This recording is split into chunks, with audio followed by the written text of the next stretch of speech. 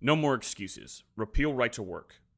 Democrats need to stop using labor as a talking point and finally do something.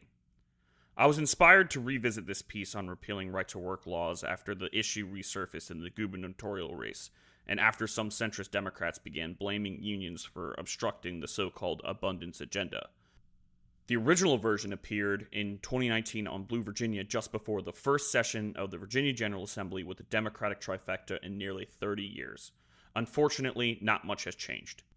You may recall the 2019 Oxfam study that ranked Virginia dead last, 51st, including DC, as the worst state for working people in America.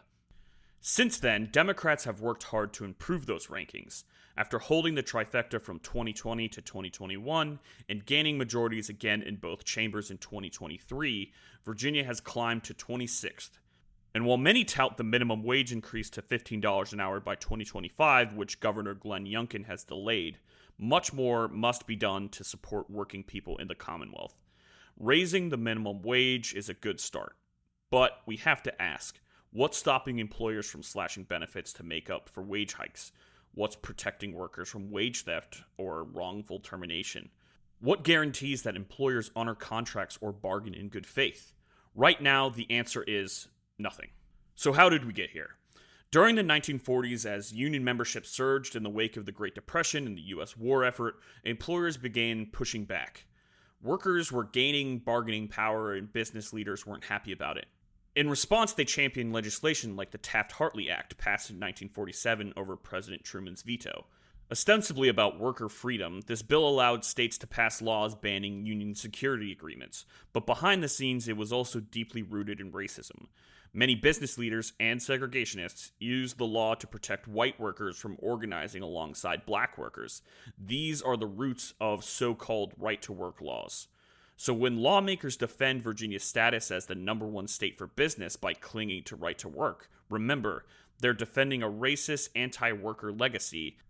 That alone should be enough reason to repeal it. But the harm goes much deeper. Without union protections, employers can, and do, pay workers differently for the same job based on gender, disability, or race. Without contracts or collective bargaining, those workers have no real recourse. Wage theft is widespread in Virginia, and few employers face consequences. Workers are afraid to speak out, fearing retaliation or termination. Legal representation is often out of reach. Even laws like the $15 minimum wage mean little without enforcement or organizing power behind them. Virginia's workers' comp system places the burden on the worker to prove when, where, and how an injury occurred. That's nearly impossible for chronic injuries like a fighter's back pain from years of carrying 80 pounds of gear, or for PTSD experienced by law enforcement and emergency workers. Even occupational illnesses like cancer can go uncovered unless a worker can cite a specific fire on a specific day with measurable toxins. It's absurd. If you're someone who claims to back the blue, it's worth asking, are you backing them with words or with action? Some ask, why can't workers just sue? Easy, because most working people can't afford to. Legal fees alone can bankrupt the family. Employers keep lawyers on retainer. Workers have no such luxury.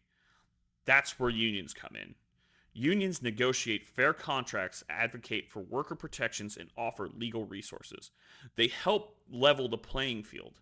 A single worker may not stand up to their boss, but hundreds can. And despite common myths, wildcat strikes are illegal. No one can be forced to join a union. You don't have to join, but you won't get all the benefits either. Unions are not the boogeyman corporate lobbyists claim. They are often the only safeguard workers have. In 2016, when a right-to-work constitutional amendment was on the ballot, Democrats, including then-Governor Terry McAuliffe, campaigned against it. Voters agreed. The measure failed statewide. So why are Democrats still afraid to repeal this law? On the campaign trail, many General Assembly candidates promised to do so. Now they hold the power to deliver. Yet we still hear calls for moderation, caution, and fear of overreach. If we're not going to use our majority to stand up for working people, what are we doing? Wouldn't it be better to lose after doing the right thing than win on empty promises? Democrats can't keep treating labor as a political backdrop. If we're serious about being the party of workers, we need to act like it. Too long didn't read. We must make repealing right to work a top priority. We can't just be the number one state for business. Let's be the number one for workers, too. Labor helped put Democrats in power, and we can't turn our backs on them now. To borrow a line from Pete Buttigieg, my generation may be the first to be worse off than our parents, but it doesn't have to stay that way. Let's start by fixing it, by fighting for economic justice and the dignity of all workers. Thanks for reading By the Ballot. Subscribe for free to receive new posts and support my work.